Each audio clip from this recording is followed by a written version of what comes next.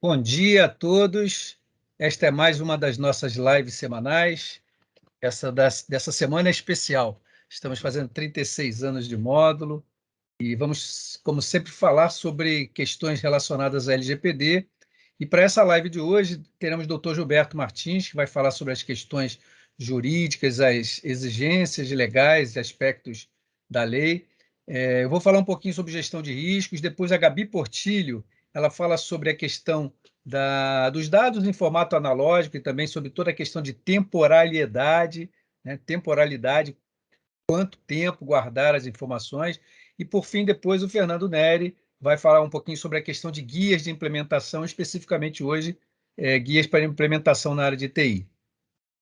Sem mais delongas, então, falando um pouquinho nosso sobre tópicos de gestão de riscos para a LGPD, eu sou um pouco suspeito para falar, né? Atualmente, como coordenador do Comitê Especial de Gestão de Riscos da ABNT, estou envolvido com esse tema de gestão de riscos há uma longa data, e gestão de riscos e LGPD, tudo a ver, né? Então, dentro de uma visão moderna da gestão de riscos, né, onde se propõe que mais do que ter uma bola de cristal para tentar enxergar o futuro, né, gestão de risco lida sim, de fato, com incertezas, com eventos que estão no futuro e que de uma certa forma podem ou não ter impacto nos nossos objetivos, né? Então, no caso específico da LGPD, nós vamos falar um pouquinho sobre aqui como pode se utilizar os processos, a metodologia de gestão de riscos para apoiar então a implementação de um modelo de gestão de riscos para atender aos requisitos da LGPD. Na essência, gestão de riscos tem a ver com tomada de decisão. Desde que nascemos, de uma certa forma, passamos a nossa vida inteira tomando decisão de uma certa forma baseada em riscos, né? A ISO, de uma forma mais sistematizada, ao longo das várias normas e padrões que a ISO tem adotado, ela já vem trazendo um pouco essa noção ou esse conceito do risk-based thinking, né, que seria traduzido basicamente aqui como a mentalidade de risco, de forma que essa mentalidade de risco, esse processo de tomada de decisão baseado em gestão de riscos, esteja incorporado em todas as suas normas, né? Então, já é assim com a ISO 9001 desde 2015, na sua nova versão, né? Então, as decisões de qualidade são tomadas baseadas em risco. A questão da ISO 14000 na área de meio ambiente, a ISO 27000 na área de segurança da informação e todas as outras ISOs que, de uma certa forma, incorporam esse conceito aí de mentalidade de riscos. E poderíamos até dizer que nessa evolução sistematizada do processo empresarial, né, onde as decisões baseadas em gestão de riscos são cada vez mais sistematizadas, mais apoiadas por modelos e por padrões, né, a gente teria aí uma espécie de evolução humana, onde cada vez mais aí o Homo sapiens vai se tornando aí um Homo riscus managens, né? Então, são todos os conceitos e os processos para que as organizações tomem as suas decisões de uma maneira mais formalizada, baseada em gestão de riscos.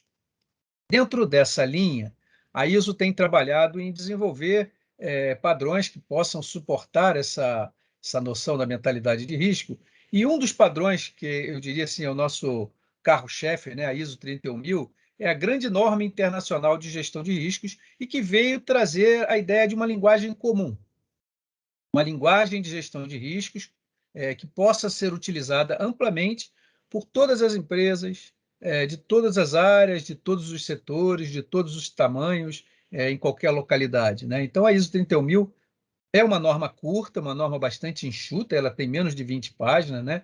E ela contém, eu diria assim, o suprassumo da gestão de riscos para implementação nas organizações.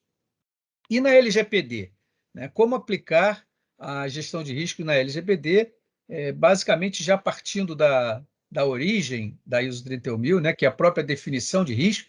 Risco para a ISO 31000 é o efeito da incerteza nos objetivos, né? Então, para isso, nós precisaríamos avaliar quais seriam os nossos objetivos em relação à LGPD, de forma que a gente possa avaliar, então, essas incertezas e se elas, de uma certa forma, colaboram ou atrapalham esse atingimento desses objetivos. Claro que, na essência da LGPD, o grande objetivo é o objetivo da proteção dos dados pessoais, dados esses que as nossas organizações coletam de alguma forma e processam, armazenam, e por isso precisam estar preservados. A primeira imagem dentro dessa visão de risco, talvez até mais pelo lado da ameaça, o risco negativo, aquele que produz um efeito negativo nos nossos objetivos, né? É essa ideia das multas e sanções. Agora, em agosto, com a entrada em vigor aí da possibilidade da Autoridade Nacional, a ANPD, autuar as organizações e entrar com multas, né, que podem ser multas pesadas, o doutor Gilberto Martins vai enfatizar um pouco essa questão, né? Sem dúvida, existe uma preocupação imediata em termos de riscos, né? Que é fazer uma gestão para que as empresas não sejam autuadas, não haja esse prejuízo em termos de multas, no descumprimento, no caso aí, por descumprimento da LGPD. Mas não é só isso, né? Porque o próprio risco regulatório, o fato da L de LGPD ser lei, né, de ser uma lei, já traz em si todo um aspecto aí de gestão de risco regulatório, né, onde envolve a questão específica aí do impacto da proteção de dados pessoais, o nosso famoso DPIA, também a possibilidade de que, em caso de um vazamento ou de um problema, as organizações devem informar imediatamente a ANPD e ao titular a ocorrência desses fatos, de forma que possam causar algum prejuízo, riscos relacionados a esse incidente. E, claro que também em relação aos riscos da LGPD, né, se a gente observar em termos de algumas regulamentações, eu gosto bastante desse material do Banco Central que orienta sobre a questão do DPIA, né, do relatório de impacto à proteção de dados pessoais, onde existe uma lista de riscos estabelecidos, desde os riscos mais imediatos, em termos do acesso não autorizado a dados pessoais de titulares, a questão de distribuição de dados ou até alteração indevida de dados, mas também a questão prática da LGPD, né, que é você estar processando ou coletando informações dos usuários, né, das pessoas, sem o devido consentimento, né, ou mesmo, uma vez que você coletou essas informações, está compartilhando essas informações sem o consentimento. Então, envolve aí uma série de riscos que, de uma certa forma, estão relacionados à LGPD e que a gente poderia usar essa regulamentação do Banco Central também, uma regulamentação do governo brasileiro também, é uma lista bastante parecida em relação aos riscos possíveis da LGPD. Bom, violação de dados, eu diria que esse é normalmente a maior das preocupações em termos de imagem, né? Então, a gente tem visto aí na imprensa diversas notícias e notificações de vazamento de dados pessoais de usuários e banco de dados disponíveis aí na Deep Web, com informações bastante sensíveis até de pessoas, de dados titulares. Mas o que é importante a gente destacar que, embora o vazamento de informação ou a violação de dados seja, de fato, talvez uma das ameaças mais preocupantes, né? De fato, se a gente observar na Europa as autuações das autoridades reguladoras em relação à GDPR, né? Que é a nossa LGPD europeia, né? A gente vai perceber que a maior parte das autuações e das multas e sanções não tem sido por conta das violações de dados, do vazamento de dados. Esses, sim, com certeza, eles sofrem multas e sanções, mas, principalmente, o maior problema das empresas em relação a multas, hoje em dia, tem sido a falta de demonstração de que está utilizando, vamos dizer assim, segundo o artigo 49 da nossa LGPD, as melhores práticas e as melhores técnicas e requisitos para, de fato, proteger esses dados pessoais dos usuários. Então, diz aí no nosso artigo 49 que os sistemas utilizados para lidar tratamento, né, dos dados pessoais dos nossos usuários, eles devem ser estruturados de forma a atender os requisitos de segurança, seguindo as melhores práticas, as boas práticas de segurança e de governança, né? E como é que a gente pode demonstrar, então, essas melhores práticas, né? Como é que, de fato, as empresas podem se preservar em relação a esse assunto? De fato, não reinventando a roda, né? Existem hoje, principalmente se a gente fala aí segurança cibernética ou segurança digital, as melhores práticas, as melhores normativas, que basta seguir essa norma técnica. Muitas são as normas internacionais e que são a referência hoje, em termos de unanimidade, as melhores práticas de segurança da informação.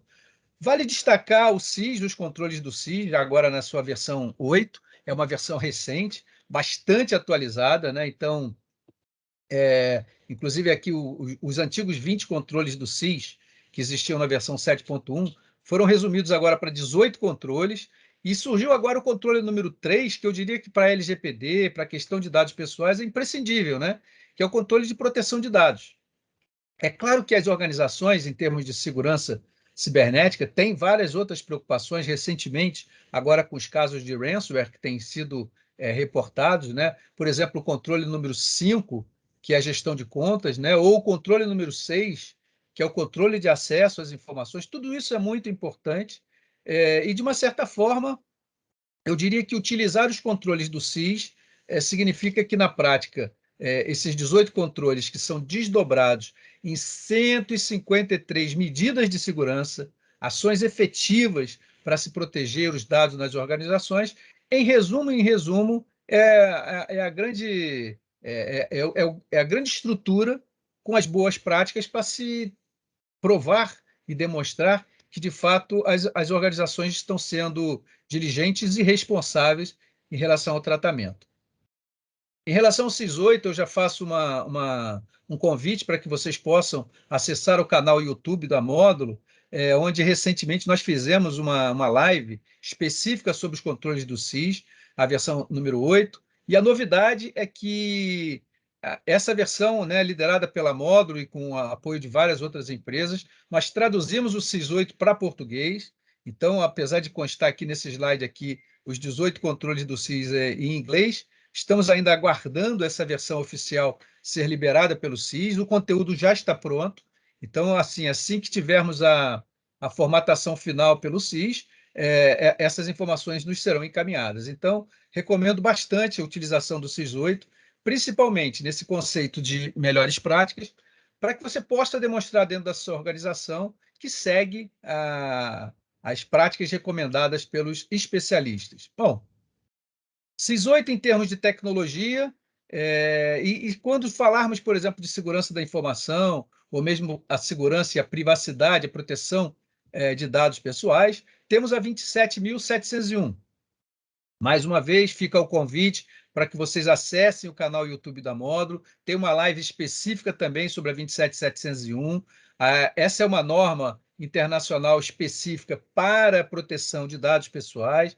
É uma norma de certificação, então, portanto, já existem várias organizações que possuem uma certificação 27701. A Módulo é uma empresa hoje certificada 27701, e é uma boa estratégia nessa linha da demonstração desse cuidado, da demonstração da utilização das melhores práticas. Isso é gestão de riscos, né? Na sua essência, como eu falei desde o início, as normas ISO hoje trazem embutida dentro do seu corpo principal a noção da mentalidade de riscos, né? Então, a 27701 é a norma complementar à norma 27001, onde para cada um daqueles controles de segurança da informação existe um requisito específico para tratar especificamente esse tema da privacidade e proteção de dados pessoais. Então, o SIS-8 na parte de tecnologia, 27701 é a norma referência lidando com a questão de processo.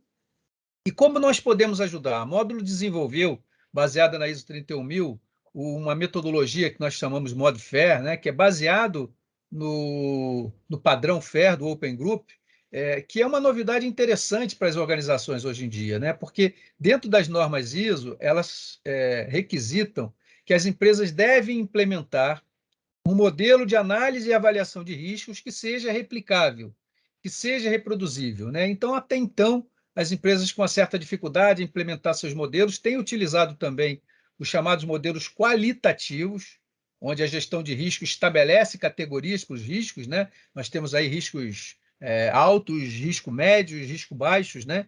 E a questão é como nós podemos quantificar essa medida de risco, né? Então, o quanto é um risco alto, o quanto é um risco baixo, O FAIR, também temos uma live específica sobre a questão dos riscos quantitativos. O FAIR é um padrão utilizado para quantificação de risco, né? Especificamente, ele nasceu dentro de um conceito de riscos da informação, né? Factor Analysis Information Risk, né? Então, análise de fatores em riscos da informação, e ele é muito adequado para que a gente possa ter, de fato, uma medida de risco no valor monetário, em reais, né?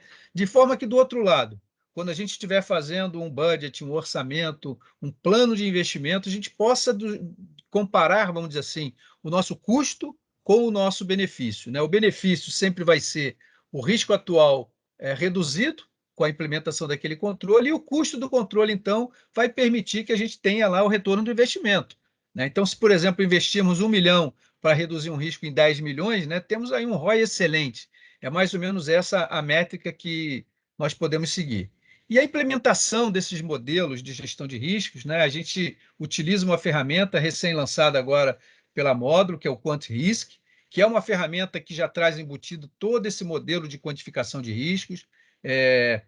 Parte da sofisticação em se chegar a esse número envolve aí técnicas de estatística, simulação de Monte Carlo. O QuantRisk, por exemplo, faz simulação, 100 mil simulações em relação a determinados valores, de forma a poder quantificar o risco.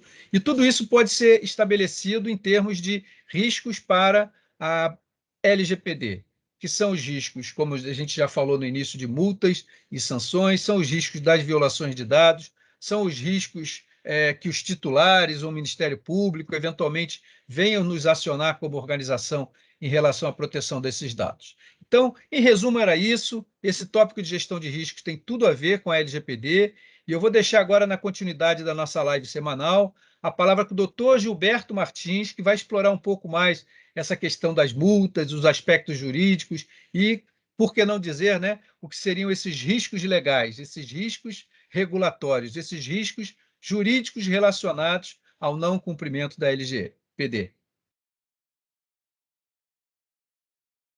A preparação exige muito mais trabalho e manutenção menos, né? Então, a linha de corte entre preparação e manutenção, eu acho que é interessante para a gente aqui separar o que é conjuntural, transitório, o que é permanente, né, estrutural. Acho que um exemplo disso são os aditivos contratuais, né? Hoje a gente tem N contratos com clientes, parceiros, fornecedores, canais, né? E, em função da lei, a gente teve a necessidade de produzir aditivos contratuais em relação aos contratos que já existiam, né? E, inclusive, na plataforma documental da Módulo, existe o template de aditivo contratual sugerido para esse fim. A partir do momento em que a lei passa a ter penalidades e exigência mais assim, mais cogente, né? A mecânica da lei se torna atemporal e a gente, então, transforma aquilo que era o conteúdo do aditivo, a gente transforma no anexo do contrato, dos contratos padrões que vão existir daqui para frente.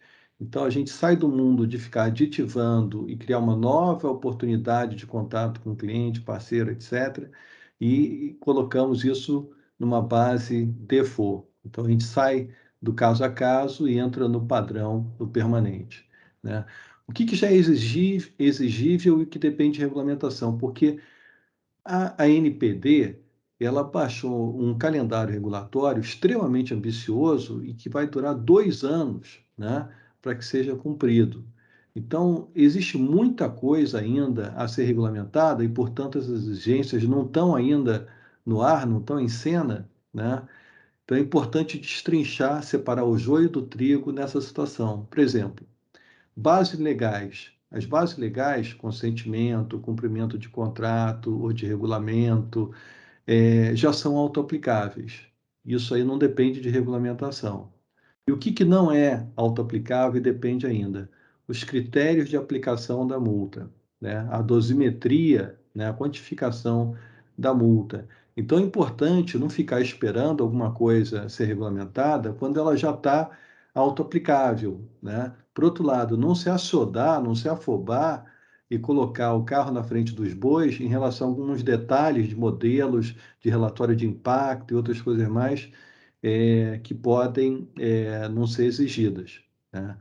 E vale lembrar ainda que, em paralelo à LGPD, o Código do Consumidor e a Lei do Marco Civil da Internet já eram aplicadas, continuam aplicadas e geram multas próprias, né? Então, separar o que é aplicável e o que ainda não é. Depois, o que dá para aguardar em relação à regulamentação e o que não dá, né? Algumas regulamentações, dessas que estão para vir, elas vão ser só para aprimorar ou esclarecer. Por exemplo, relatório de impacto, DPIA. O artigo 38, parágrafo único, já dá ali os requisitos mínimos. Então, hoje, eu já tenho como fazer um DPIA, porque eu já sei o que no mínimo ele precisa ter. A lei já dá. Então, eu não preciso ou não devo ficar esperando a anunciada regulamentação do modelo DPIA, né? Por outro lado, tem algumas regulamentações que vão poder dispensar exigências. Não é questão de como, é questão de ser, se ou não, né?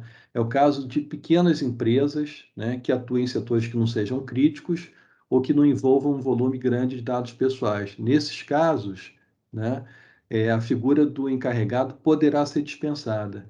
Então, se eu sou uma pequena empresa e estou nessa situação, em vez de eu nomear uma pessoa full-time ou contratar alguém, pode ser um custo, né? Eventualmente, eu vou disponibilizar um endereço eletrônico de encarregado e vou fazer como se fosse uma preparação assim provisória razoável, né? Depois, já que LGPD ela convive com o Código do Consumidor e com o Marco Civil, o que prevalece entre eles, né? Porque existem critérios no mundo do direito, e um deles é de que o especial, por ser mais específico, prevalece sobre o geral, e de que o mais novo prevalece sobre o mais antigo. Mas o que é especial? Aí a gente tem aqui uma questão que é a seguinte: a LGPD, com relação a dados pessoais, ela é especial, porém, o Código do Consumidor é mais especial ainda porque ele trata de dados pessoais na relação de consumo, especificamente o cadastro do consumidor. Então, quando eu tiver uma situação de cadastro de consumidor, é possível que o Código do Consumidor seja mais especial e prevaleça sobre a LGPD ou deva ser aplicado como proeminência, né? Marco Civil, por sua vez, é especial em relação a dados pessoais na internet. Então, se eu tiver uma questão de prazo de guarda de dados de conexão, né, na internet ou uma aplicação, possivelmente o Marco Civil vai ser a lei primeira, né? Então, eu preciso entender essa hierarquia que existe.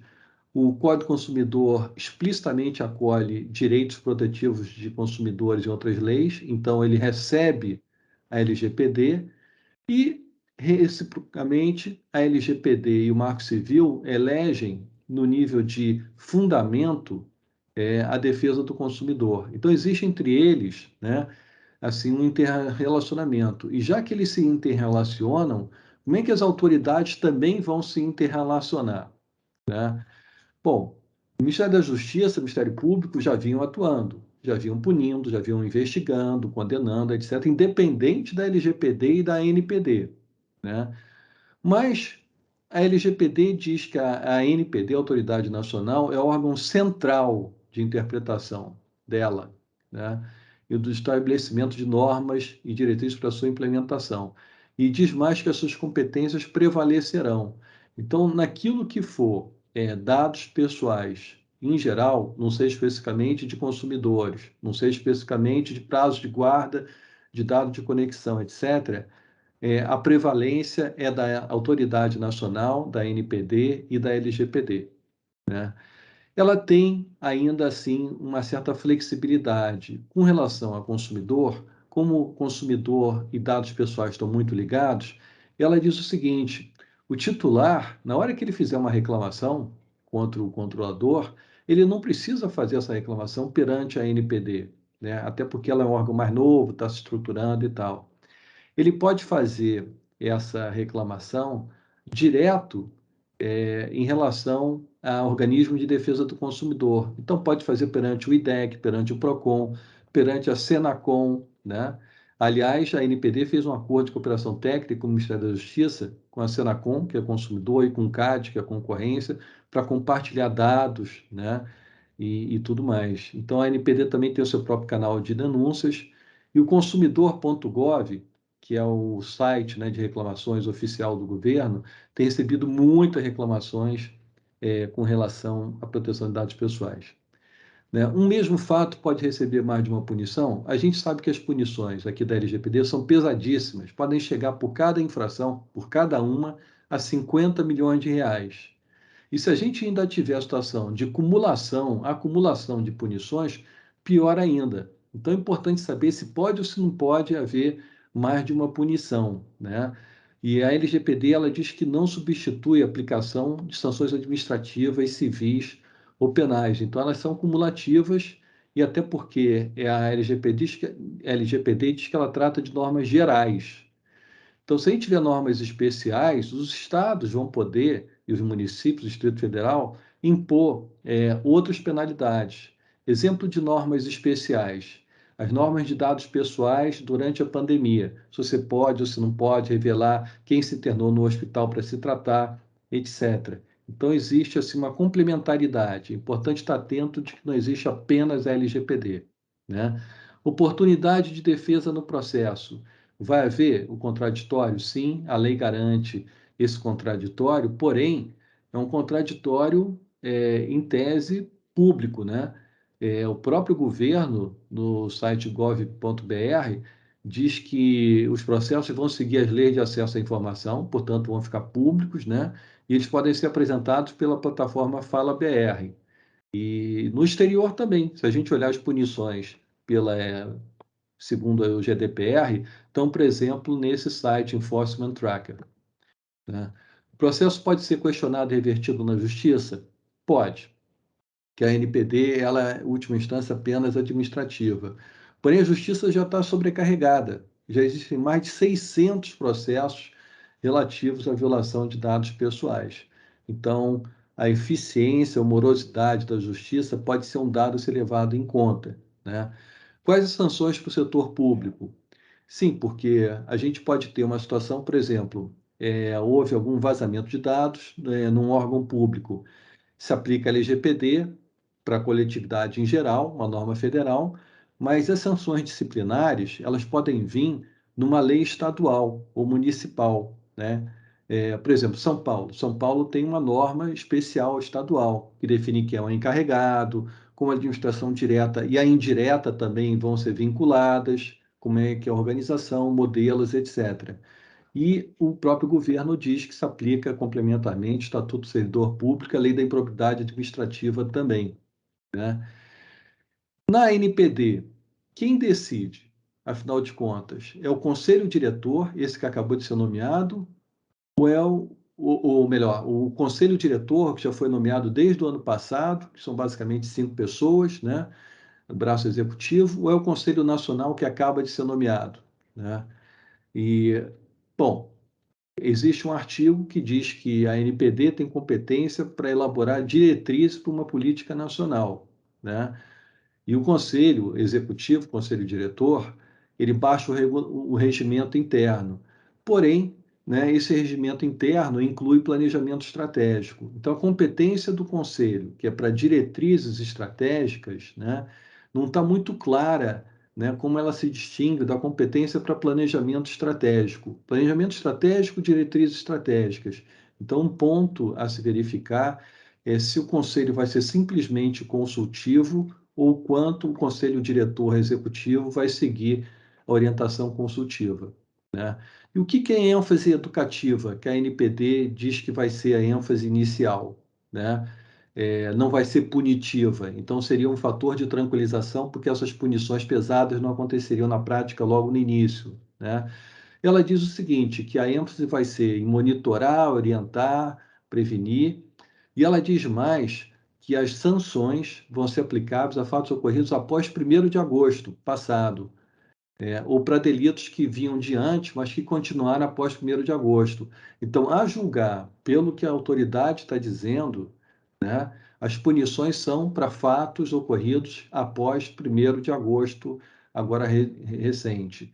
E a consideração vai levar em conta manuais, guias, por exemplo, o Fernando Nery vai estar falando sobre guias, então é muito importante prestar atenção nisso, e a ação vai ser gradual, olhar como aquele controlador de dados tem se comportado ao longo do tempo. Então, na prática, essas observações todas, né, essas perguntas, sugerem que o dever de compliance não tem prazo para acabar, é alguma coisa que continua, né? O encarregado, quem tem que manter encarregado vai ter que manter sempre, né? LGPD é uma lei para altas emoções, grandes emoções, né? Ela tem mais dentes, as sanções são mais pesadas do que das outras leis. Então, o compliance precisa ser monitorado de perto e sempre, porque vai ter mais novidade, né? E ela, por outro lado, dá tanto mais bônus do que as outras leis, né? Aliás, o Itaú fez uma propaganda na televisão super simpática, exatamente focando no compliance com a LGPD, com a proteção dos dados pessoais. Então, investimento que compensa, investimento contínuo nesse compliance, né? Para poder tirar proveito desses bônus, né, que a lei dá, né, oferece, né? Principalmente focar os cuidados nas áreas de marketing e de RH. São as áreas mais críticas, mais importantes para concentrar nas organizações, né? Caprichar na plataforma documental como evidência e profilaxia. O Alberto estava falando de gestão de riscos, né? A plataforma documental é uma evidência importante para mostrar como os riscos foram geridos, né? No caso de ransomware, né, é muito importante, esse caso da Renner, os outros casos mais. Comunicar em formato acessível a cada público-alvo.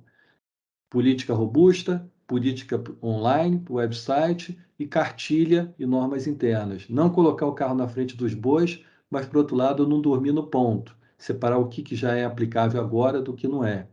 Pensar sempre a relevância dos dados pessoais para a sua organização. Se a sua organização não tem uma atividade crítica, por que adotar uma organização complexa demais? Isso sempre modular, né? E se respaldar com o estado da arte de expertise e automação, né? Para poder estar sempre fazendo isso com muito critério, né? E de uma forma eficiente. Era isso que eu tinha preparado, fico disponível depois na sessão de perguntas. Muito obrigado. Eu estou encerrando aqui a apresentação. Passando para a Gabi, né?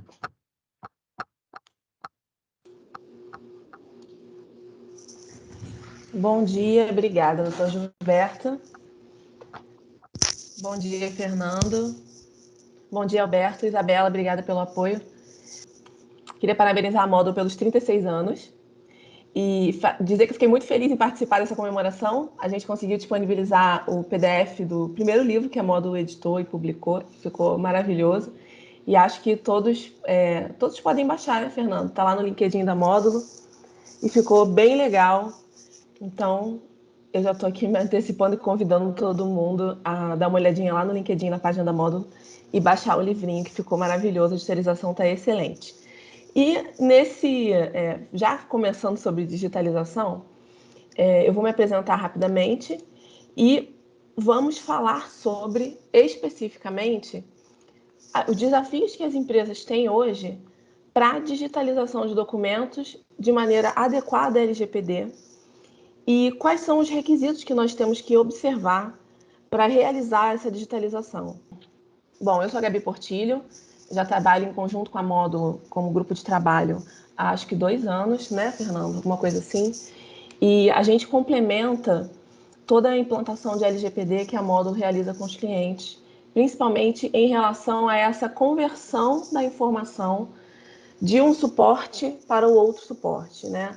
Então, a Tempo Soluções é uma empresa especializada nesse tipo de serviço, gestão da informação de forma direta, e eu preciso que a LGPD, hoje, seja encarada como mais uma norma que afeta a gestão da informação. Então, o meu papel tem sido, nos últimos 2 anos, falar sobre isso e explicar para as empresas e para as pessoas que nós já temos muitas normas anteriores à LGPD, assim como o Dr. Gilberto falou, já existem normas também jurídicas em relação à proteção de dados, também existem outras normas anteriores relacionadas à gestão da informação, à temporalidade da informação, a como fazer determinados processos e qual a melhor forma ou qual a forma jurídica que garante a legitimidade dessas conversões.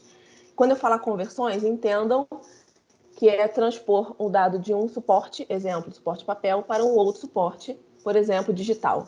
Então, digitalização de documentos é uma conversão, microfilmagem é uma conversão. Eu vou falar rapidamente, porque o Fernando me vetou hoje, eu tenho 15 minutos, e isso é muito, muito desafiador. Mas, vamos lá. Nosso cenário hoje, todo mundo que está aqui com certeza conhece, porque se vocês estão aqui, vocês já têm a real noção do cenário de regulamentação que a LGPD está influenciando e está até desenhando, eu diria. Então, nós temos um cenário, no geral, de transformação digital, onde as empresas buscam migrar os processos, a execução do dia a dia para o digital. A pandemia veio aí para dar um upgrade nisso, né? Acho que foi um catalisador desse processo. Nós temos escassez de recursos nas organizações, porque isso não aconteceu de maneira planejada. Até acontece, mas não na velocidade que o mercado demanda. Temos uma legislação desatualizada, principalmente em relação a esse novo cenário digital. Nós não temos, por exemplo, uma regulamentação trabalhista que nos dê segurança para a implementação do home office 100%, que nos dê segurança para geração de documentos 100% digitais ainda. O governo está trabalhando nesse sentido, a gente consegue ver pelo governo digital, mas ainda existe legislação de 1968, de 1970 e poucos, que regula hoje atividades que nós executamos como empresa, tá? Ou seja, é um cenário híbrido aí. E todas as leis novas que saíram recentemente em relação à gestão da informação, e eu incluo a LGPD nesse rol de leis, todas essas leis ainda não estão consolidadas. O mercado ainda não falou, olha, é assim que funciona. As autoridades ou os stakeholders que estão atuando nessas regulamentações também ainda não consolidaram essas legislações. Então, nós temos um cenário de dúvida, de transição. Isso é normal acontecer. Temos tecnologias disruptivas, e aí a gente tem inteligência artificial, reconhecimento de tudo que vocês possam imaginar, né? De fácil localização, RPA, temos automações que a gente nem imagina que acontecem no nosso dia a dia e a gente interage com elas. E elas, por exemplo, tratam dados pessoais agora, tá? também. Elas tratam dados pessoais também. Então, nós temos esse Uma cenário. abertura. Fernando, seu áudio está aberto. Temos Desculpe. esse cenário. Nada. Esse cenário um pouco desafiador, diria, para as empresas no geral.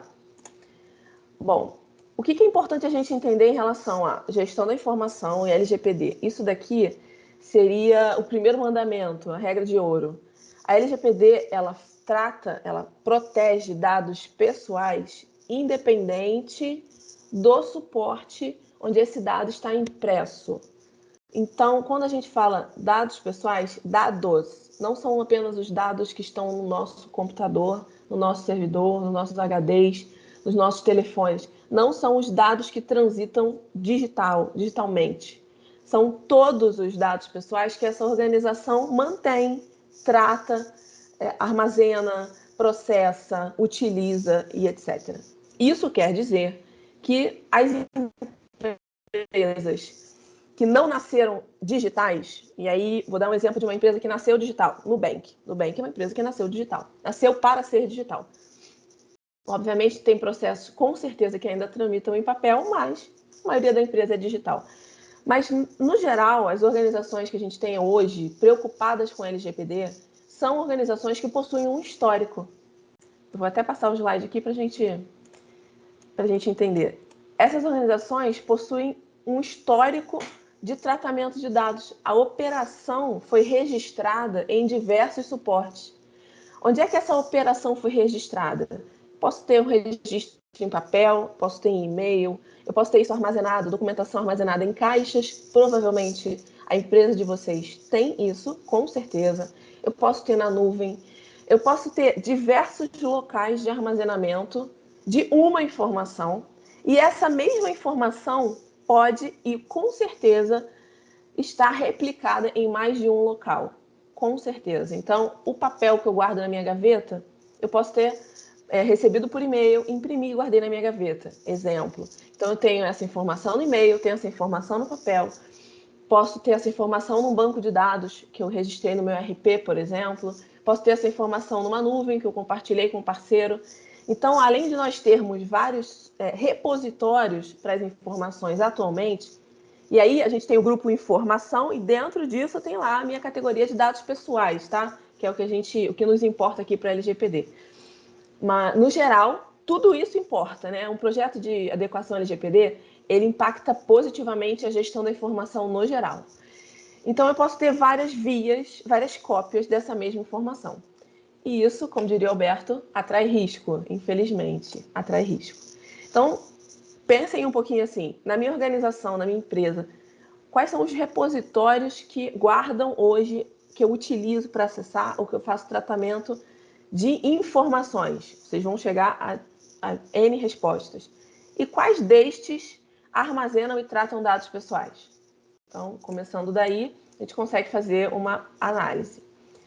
Isso aqui, para quem é mais retrô, vamos dizer assim, quem é mais retrô, lembra dessas tecnologias que também ainda existem, as empresas ainda armazenam dados nesse tipo de dispositivo, tá? A gente tem o microfilme aqui do nosso lado direito e temos algumas mídias aqui do lado esquerdo. Com certeza, lá na sala do seu servidor, ou na sua sala de segurança, ou num fornecedor especializado, você armazena hoje informações em suportes digitais antigos, como CD, DVD, pendrive. Pendrive também já é antigo, gente, embora a gente utilize todo dia. DVR, por aí vai. E microfilmes, as empresas mais antigas, que têm um histórico, que tem uma idade maior e que tem uma quantidade de informações maior, com certeza tem algum histórico de microfilmagem, tá? Isso tudo está protegido pela LGPD, caso esses dispositivos contenham dados pessoais. Então, a gente tem esse cenário de organizações digitais.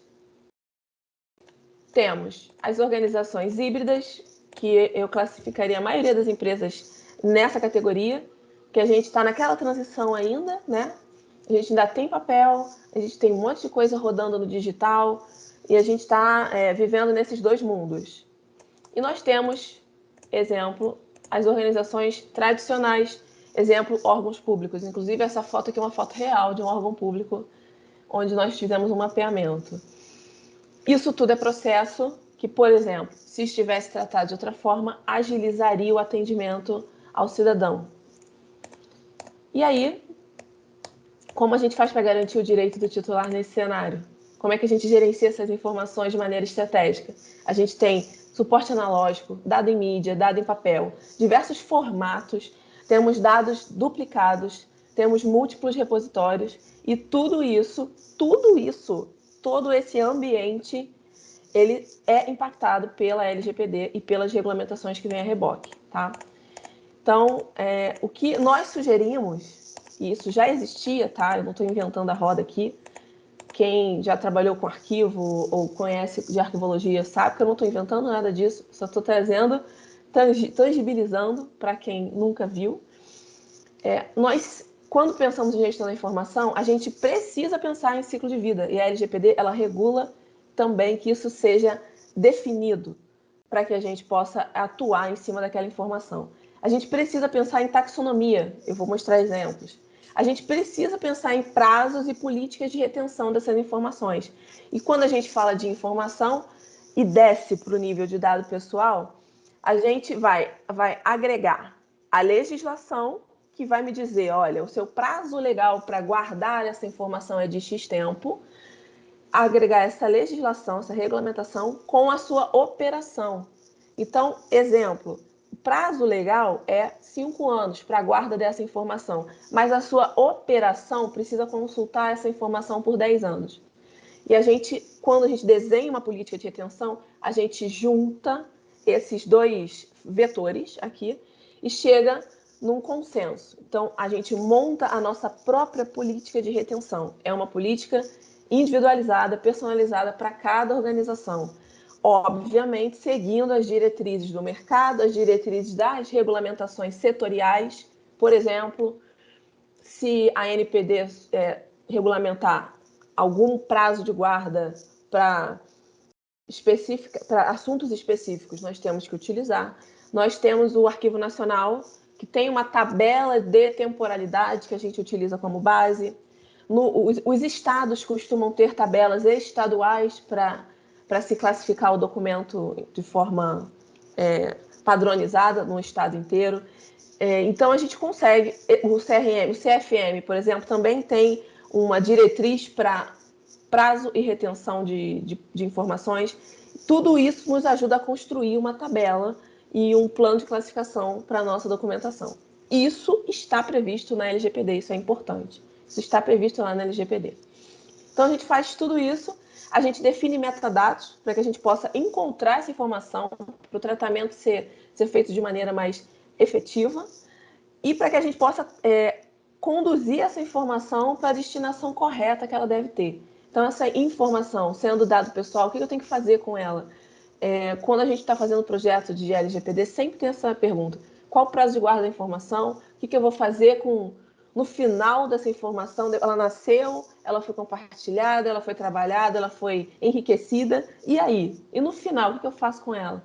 Isso tudo está definido nessa política, tá? Essa política de retenção. A gente define a mudança de suporte, se é importante ou não.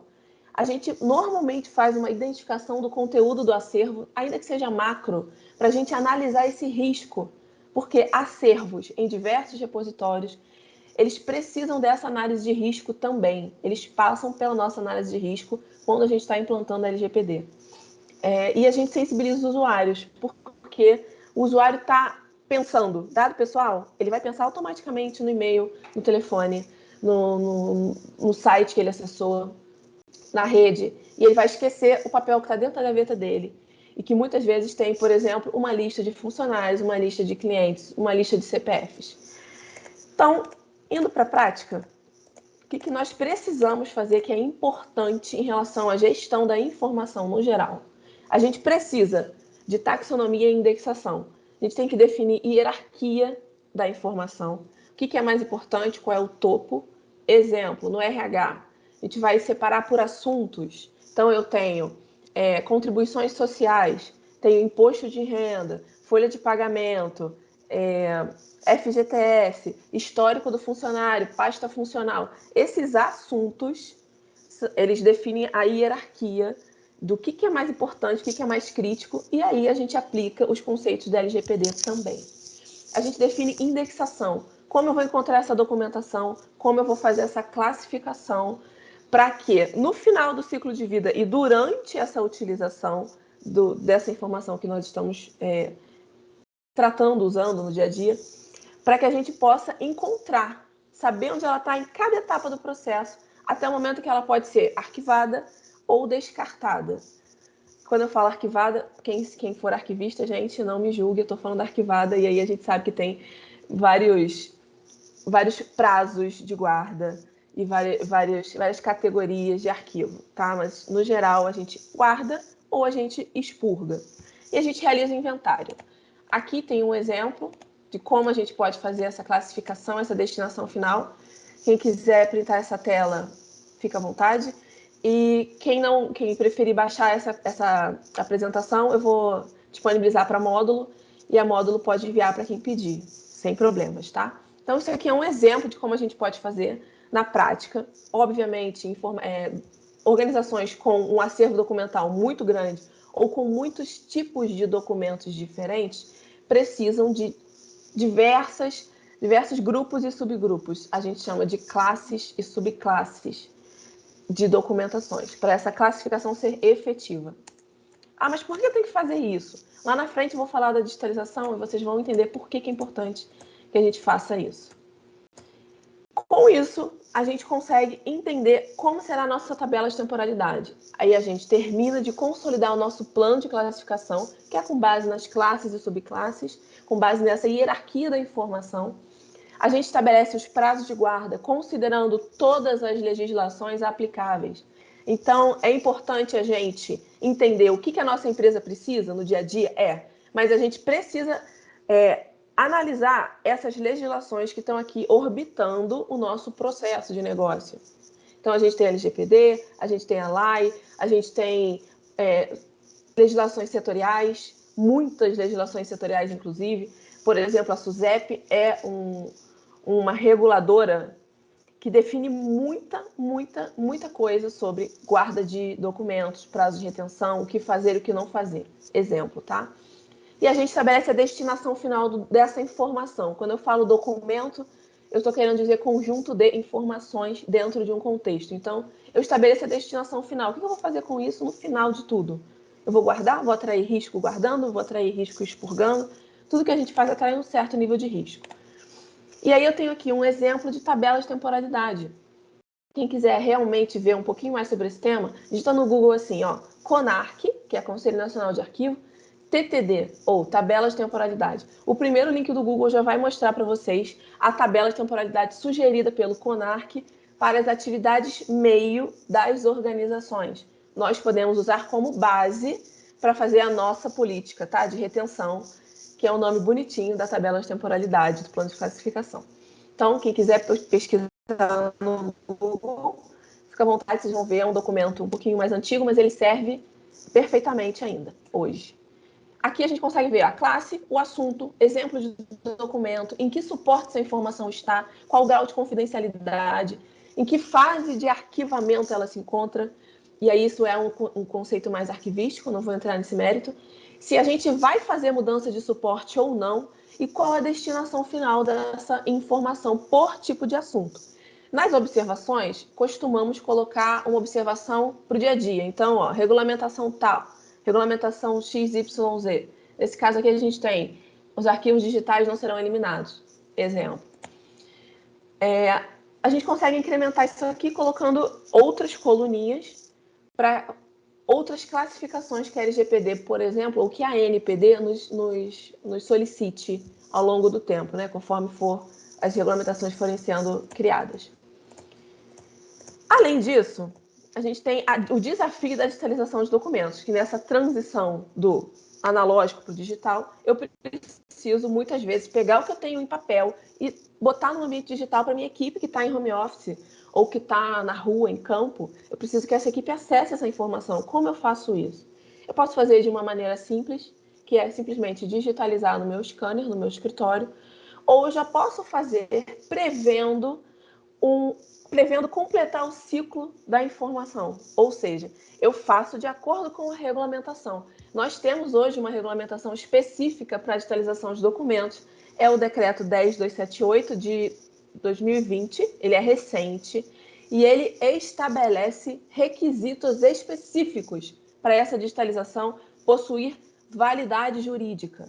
Até esse momento de 2020, onde esse decreto foi editado, nós tínhamos validade jurídica. E aí eu quero dizer o seguinte, documento cópia que eu gero a partir de uma digitalização, eu pego o meu original e eu gero uma cópia desse original, uma versão digital. Esse documento não tinha validade jurídica, não valia como original. A partir desse decreto ele passou a valer. Antes desse decreto, nós tínhamos apenas o microfilme como documento com validade jurídica. Então, esse decreto, ele impulsiona a transformação digital. Ele ainda não está consolidado, existem muitas dúvidas em relação à execução do processo de digitalização, mas ele estabelece um mínimo que é interessante que a gente observe caso a gente queira começar uma digitalização na nossa empresa, tá? Então, a gente precisa entender alguns requisitos. Eu botei essa listinha aqui, isso estará disponível para vocês, então não se desesperem. Mas quem quiser procurar no Google também, o próprio decreto tem o anexo com a especificação técnica de como nós devemos fazer essa digitalização. Eu estou com 21 minutos já, por favor, não briguem comigo, já estou acabando, é rapidinho. E esse decreto estabelece, inclusive, o que os órgãos públicos precisam fazer para digitalizar com valor legal, com validade jurídica, e quais são os metadados mínimos, por exemplo, para uma empresa que não é um órgão público, uma empresa privada, fazer a digitalização e ter essa digitalização reconhecida como válida em juízo.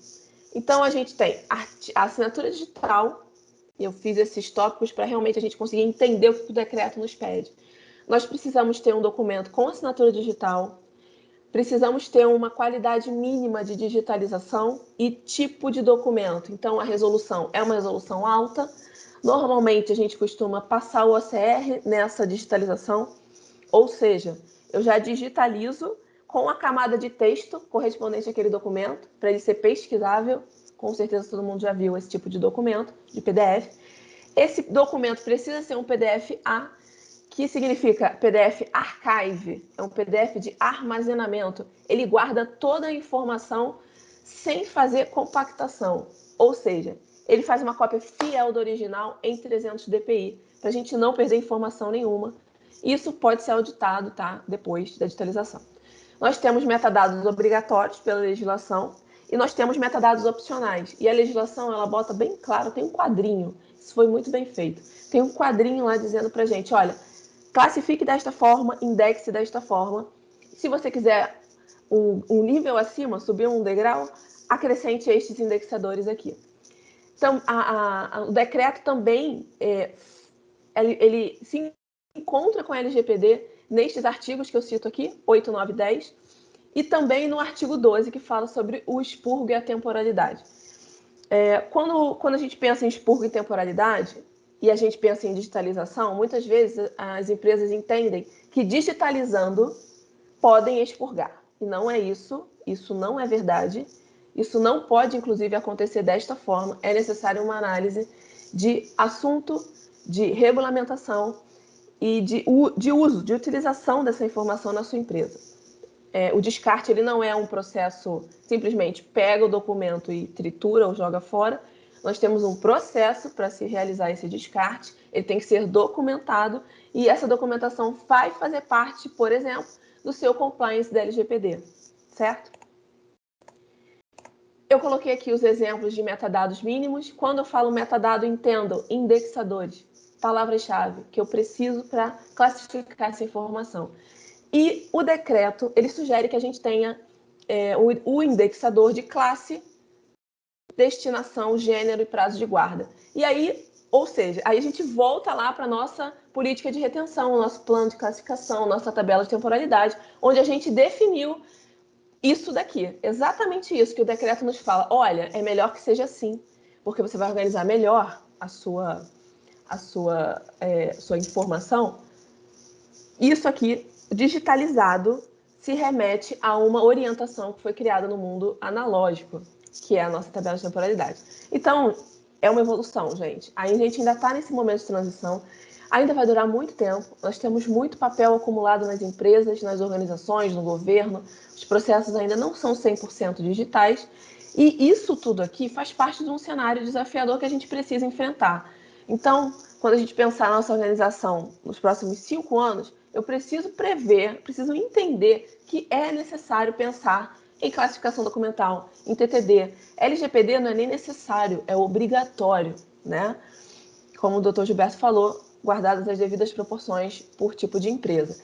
Mas a gestão da informação para organizações médias e grandes, ela é fundamental, até para que a organização continue existindo e não seja abalada por tantas tecnologias disruptivas, certo?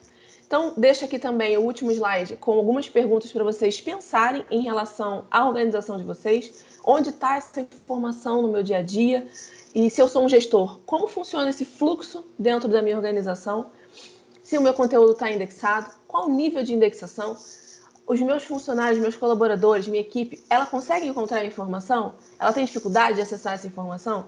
Porque pensa bem, trazendo para o contexto da LGPD, se eu tenho dificuldade em encontrar uma informação dentro da minha empresa, como eu vou conseguir garantir o direito do titular quando ele me perguntar qualquer coisa sobre o dado pessoal dele? Se ele mandar um e-mail para mim, no meu e-mail privacidade@, falando assim, prezada empresa tal, quais dados pessoais vocês mantêm em meu nome?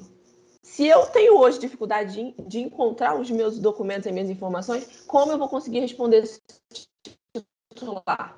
E aí eu já tenho esse impacto negativo do meu dia a dia, esbarrando na LGPD e nos direitos que hoje nós, pessoas físicas, temos. Como é que eu vou garantir o log de processamento, que também é um item que a LGPD bate com bastante vontade? Como eu vou identificar essa duplicidade de dados? Porque eu preciso disso tudo para garantir os direitos do titular e atender a LGPD. Como é que eu vou excluir esses dados? Num documento, por exemplo, que eu tenho mais de um titular. quais são as justificativas que eu vou dar perante órgãos de controle e perante o titular, caso eu seja questionada. Eu não estou nem falando de situações extremas, de multa ou de vazamento. Estou falando de uma situação corriqueira de uma solicitação de titular. Então, isso precisa ser pensado, gente. É isso tudo. Não dá para falar em 15 minutos, é muita coisa para falar, mas a gente está aqui para esclarecer as dúvidas de vocês. Quem tiver perguntas, fiquem à vontade. Estou aqui até o final e agora eu passo a palavra para o Fernando. Fernando, entre e fique à vontade, que a casa é sua. Obrigado, Gabi. Deixa eu fechar meu vídeo aqui, meu áudio, tá, gente? Obrigada. Valeu. Obrigado, Gabi. Pô, aprendi pra caramba a tua apresentação aí, Gabi. A gente tenta, né? A gente tenta, vamos evoluindo. O que eu vejo realmente, acho que tem alguns pontos, né? Quando nós selecionamos preparar essa apresentação, pessoal, já estou projetando, tá? Se alguém não está vendo por acaso. Então, a nossa intenção é falar um pouquinho para vocês aí sobre a LGPD na área de TI, né? A Gabi falou sobre o que é a LGPD dentro do mundo de documento em papel, e é impressionante, primeiro, o quanto as empresas têm em papel, e segundo, o quanto não se sabe que as empresas têm em papel. Então, muitas vezes, um projeto de LGPD ele não considera, né, essas documentações, esses documentos todos que existem, seja histórico, seja não histórico, né? E a possibilidade de você digitalizar e implementar isso aí em tabelas de temporalidade. Então, eu vou procurar ser bem objetivo, né? Nós falamos sobre o conceito de guias. As guias são recomendações, como o Dr. Gilberto falou, fazem parte de uma plataforma documental e são uma série de orientações que você tem para você distribuir a LGPD. Não adianta, a equipe do projeto não vai implementar a LGPD em toda a organização, você vai precisar de ajuda de todo mundo, seja do pessoal técnico, né? Ou seja, a LGPD influencia aí a equipe de desenvolvimento, influencia, que vai ter que ter novas práticas, influencia também as equipes de... influencia também as equipes que fazem integração de dados, a equipe que guarda documento. Então, você precisa ter um forte engajamento, né? As equipes que fazem atendimento em linha de frente, você precisa ter um forte engajamento para você poder implementar a LGPD. Então, é necessário realmente que a TI seja um elemento integrador, que as equipes da TI, o pessoal de infraestrutura tem missões para fazer, que elas tenham realmente guias, né, para você poder fazer uma distribuição. Então, eu vou dar uma ideia aqui de como é que a gente pensa, né, esse modelo de guias. Primeiro ponto, quando você fala LGPD e TI, a primeira coisa que você tem que fazer é mudar o ponto de vista. Nós aprendemos aí em governança de TI, né, que a TI é tudo aquilo que a área de TI provê. Só que a LGPD ela muda um pouco esse ponto de vista, e é importante as áreas de TI saberem disso.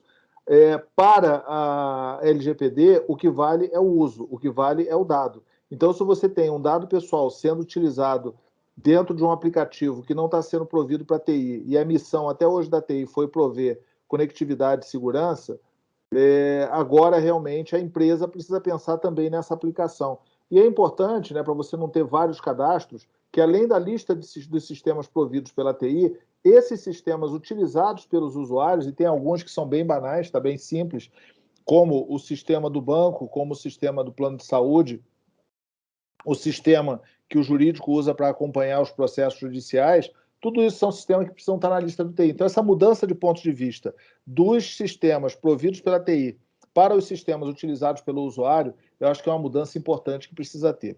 O segundo ponto é a busca constante da minimização.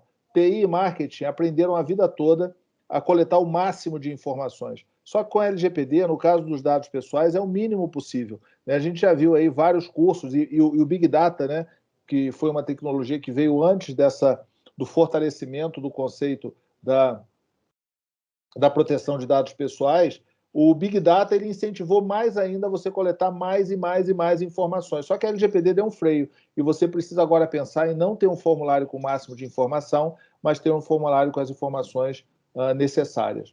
Um outro ponto é a oportunidade de melhoria.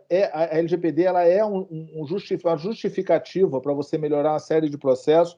Vários clientes nossos mudaram o processo, desde coisas simples, por exemplo, um atestado médico que era entregue para o gestor pegava, entregava para a secretária pegava, encaminhava para a secretária do RH, que pegava, entregava para o RH, que pegava e entregava para o responsável médico, esse processo todo foi transformado em, não se tem mais documento, 2, quando você tem atestado médico, você fotografa e manda por meio de um Forms. O próprio Forms já coloca no sistema e entrega lá no final. Com certeza é um processo bem simples, mas que criou o padrão, né? Então, como é que eu uso o RH? Desculpa, como é que eu uso o WhatsApp? Então, tudo isso aí são padrões que são oportunidades de melhoria.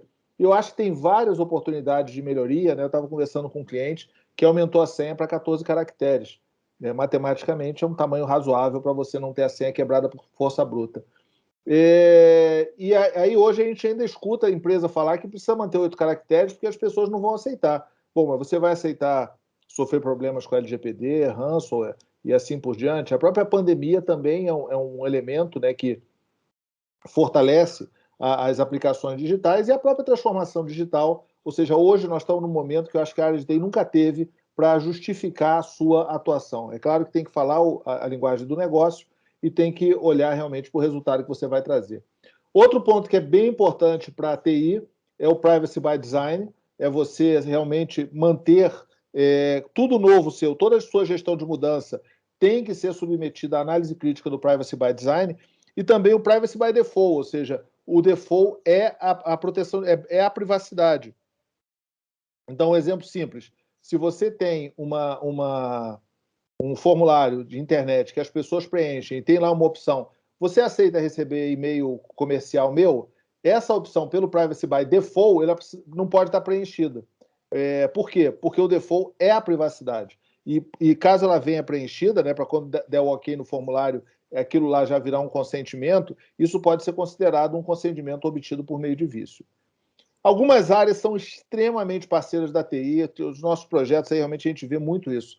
RH é essencial, tem empresa, cliente nosso, que o RH está entre 80% e 90% do desafio da TI. Hoje, sinceramente, se eu fosse hoje pensar um projeto de LGPD, eu sempre pensaria da seguinte maneira, faz 100% no RH, que é rápido e considera praticamente todos os aspectos da LGPD, com exceção, obviamente, daqueles que têm uma operação muito focada em tratamento de dados pessoais. O pessoal de RH já é pré-engajado, como a Gabi falou, essa linguagem toda que a Gabi usou, de tratamento de dados em papel, aonde estão os documentos, como é que você armazena, como é que é o armário tem que ser seguro. O RH já comprou essa ideia e pratica no seu dia a dia, né? Então, acho que é importante. Outra é a área de marketing, né? Redes sociais, sites, etc., eu acho que é um ponto que é bem importante. A gente faz algumas apresentações aí de marketing, inclusive vamos fazer uma próxima live sobre RH no marketing. A área de vendas, principalmente para quem é B2C, né? Ou seja, essa área de vendas é bem relevante, mas para quem é B2B também, tá? Porque o B2B, obviamente, um vendedor do nosso lado vai vender para um comprador do outro lado, então tem tratamento de dados pessoais. E também para a área de operação, por exemplo, um aplicativo de entrega de comida, o tratamento de dados pessoais começa quando o cliente abre o aplicativo e 100% das operações são operações de tratamento de dados pessoais, ou uma organização da área de saúde, um hospital, por exemplo, a operação é crítica. E em vários casos, né, a LGPD vai ser parte do seu produto. Ela vai ser um componente do seu produto. Por exemplo, na área de saúde, você pega um plano de saúde, os planos de saúde estão bem maduros com relação à LGPD, a LGPD faz parte. Então, o plano de saúde normalmente vende para a empresa, né, faz uma operação B2B, e a empresa que vai comprar do plano de saúde vai exigir um atendimento forte da LGPD do lado do plano de saúde.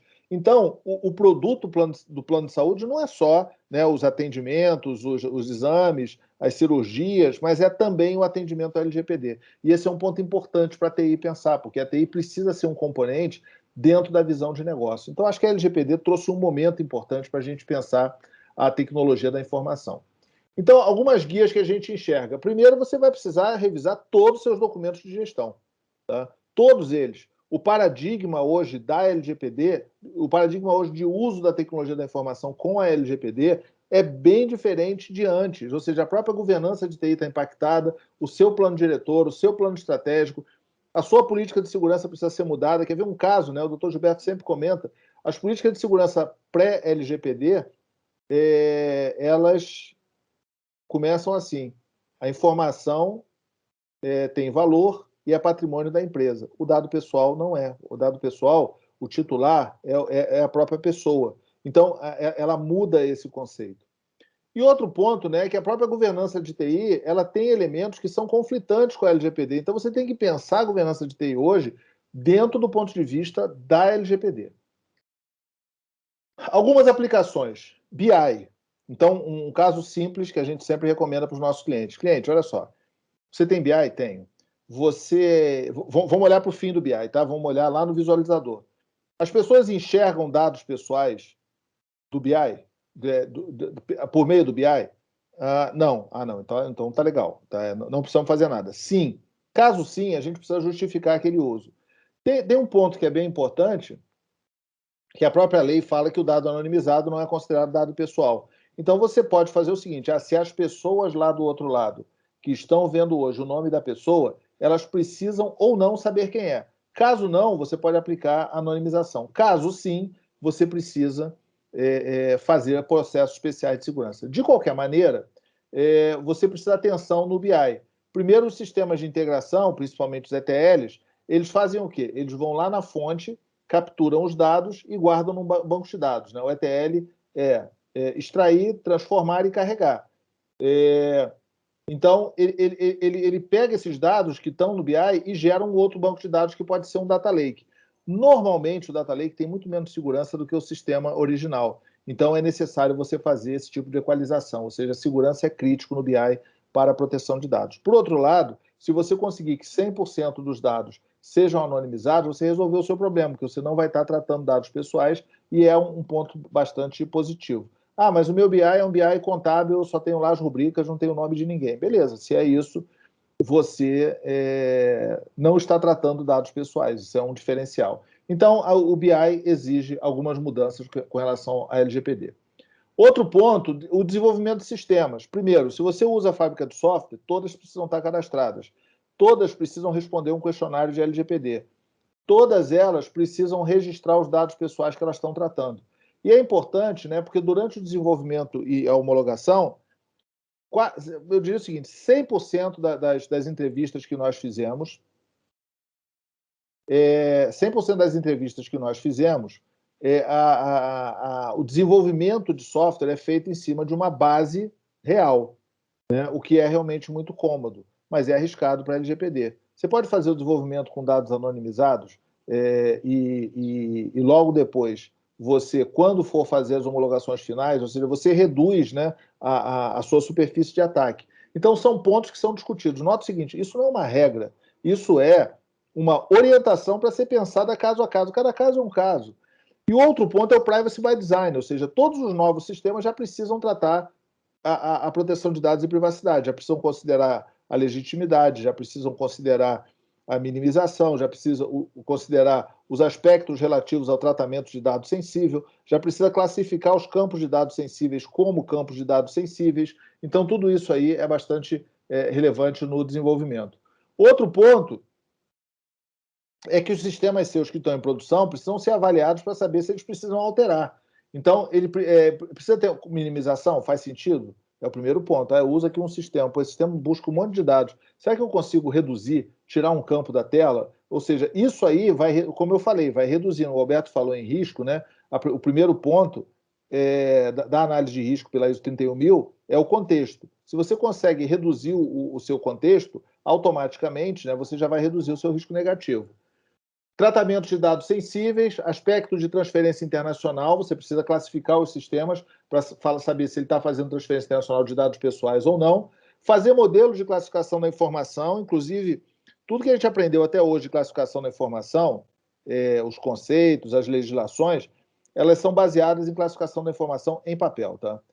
Ou seja, de você ter aquele carimbo confidencial no papel. Esse é o paradigma das normas, né, e dos documentos que existem hoje. Só que isso aí mudou muito rapidamente. Tá? O próprio Microsoft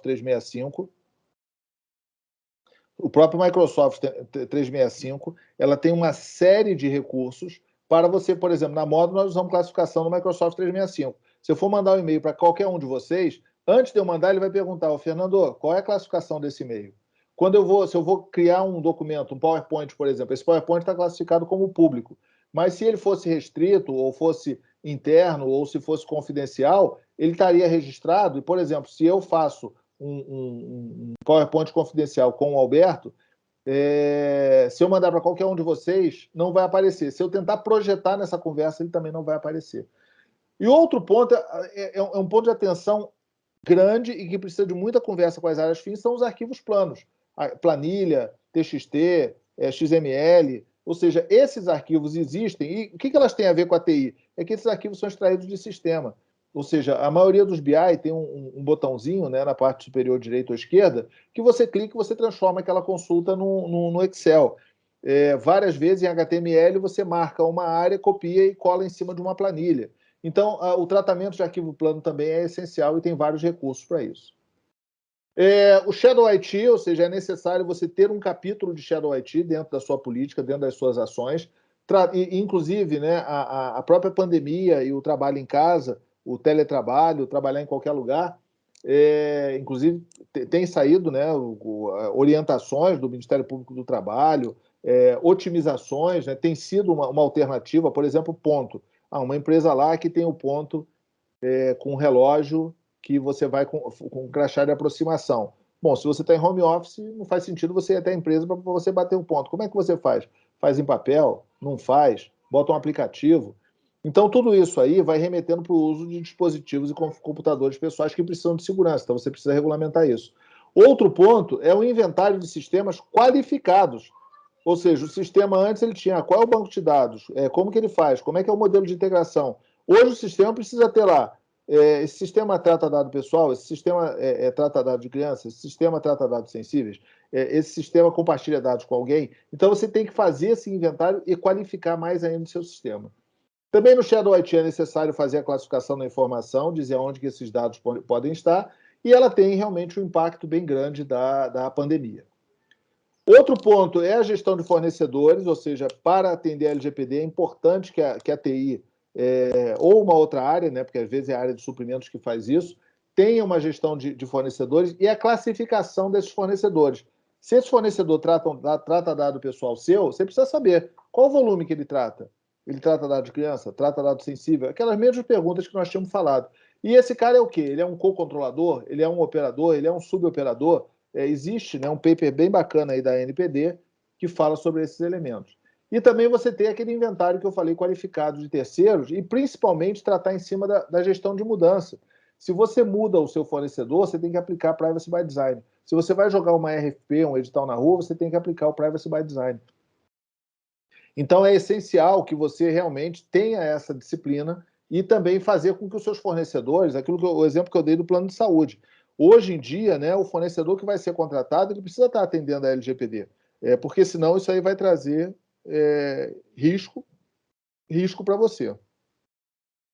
Bom, outro ponto são os inventários de sistemas, né, inclusive, principalmente, classificar sistema que estão em data center e sistema na nuvem. Então, por exemplo, o Internet Bank normalmente não estava classificado em lista de sistema da TI. E, na verdade, antes nem era necessário. Só que hoje você vai precisar ter esse sistema cadastrado. E mais, você vai precisar saber que tipo de dados que esse sistema trata. Então, por exemplo, quando você vai pagar a folha de pagamento, em diversos casos, você sobe um arquivo plano, ou um CSV, um XML, dependendo do banco, ou uma planilha, ou você manda a planilha por e-mail para o próprio banco fazer. Então, você precisa, na TI, ter isso aí cadastrado, tá? Isso aqui é bem importante.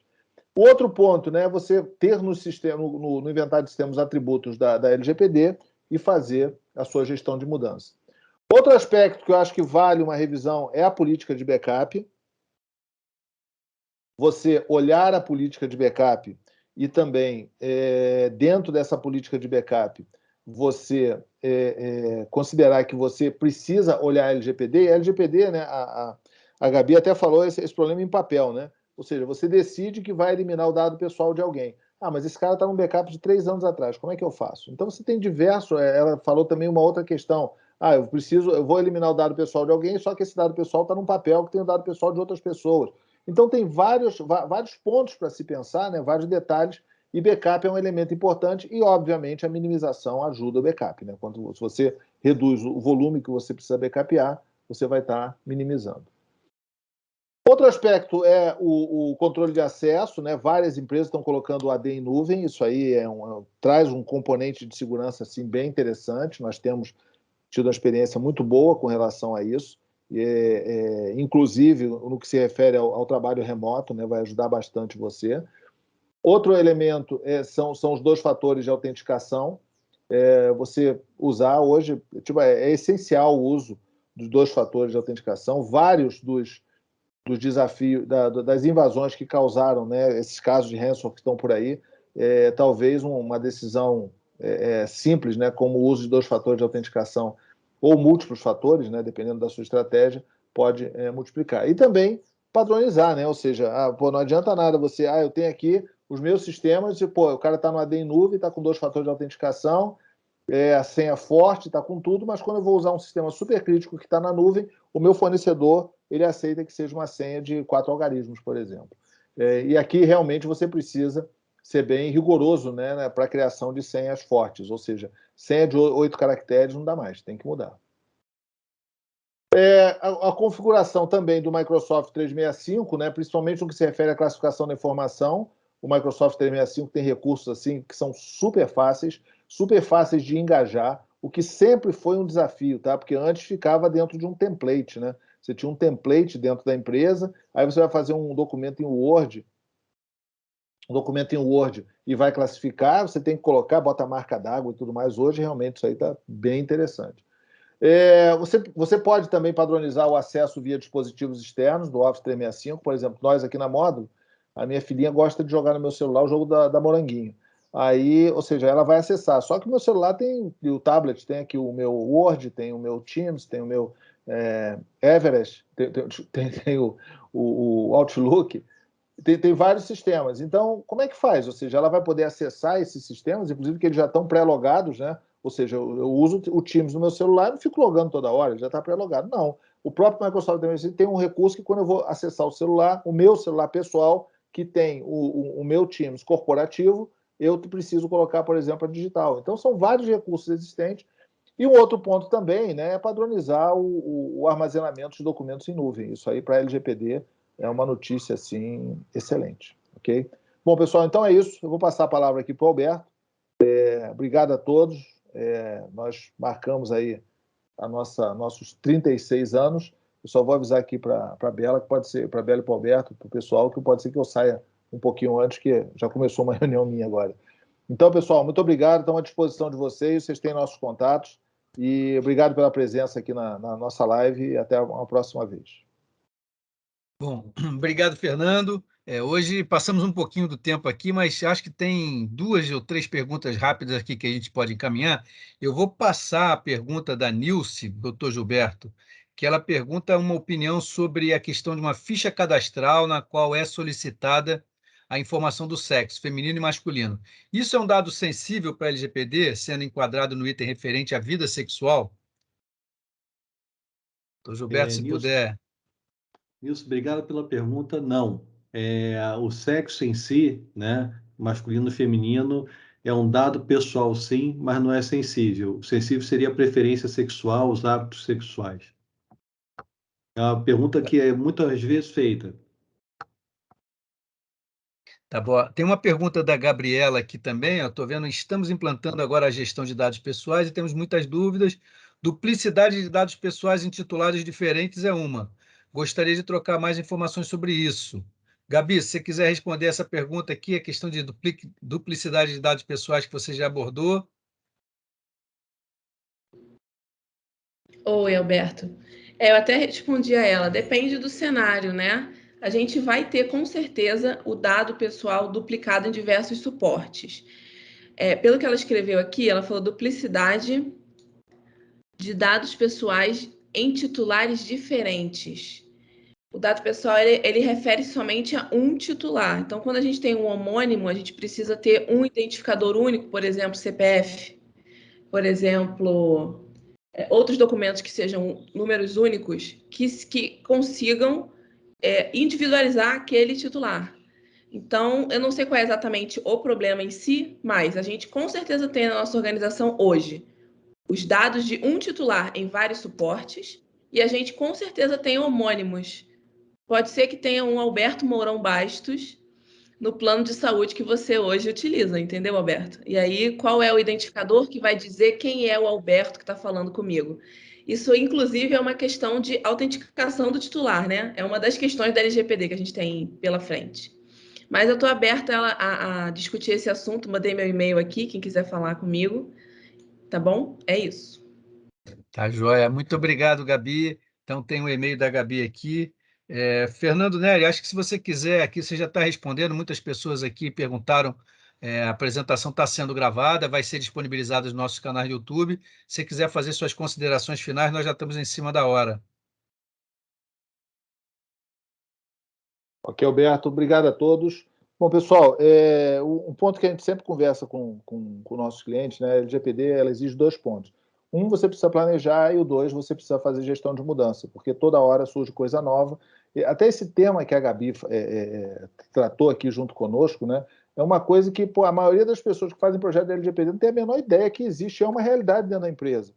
O ponto de você encarar a LGPD como gestão de riscos, de você enxergar essa visão, né, de ter uma plataforma documental, tudo isso são elementos que a gente acha que são bastante relevantes e são bastante relevantes e que ajudam aí no atendimento à LGPD. Nós estamos à disposição, né, temos várias das nossas lives aí estão prontas e podem contar conosco, né, e que nós podemos tirar dúvidas e fazer uma série de apresentações. Nós mantemos uma equipe multidisciplinar, tá? Então, eu acho que é difícil, né? Tipo assim, uma pessoa de TI falar sobre jurídico, falar sobre documento em papel, falar sobre RH, falar sobre marketing.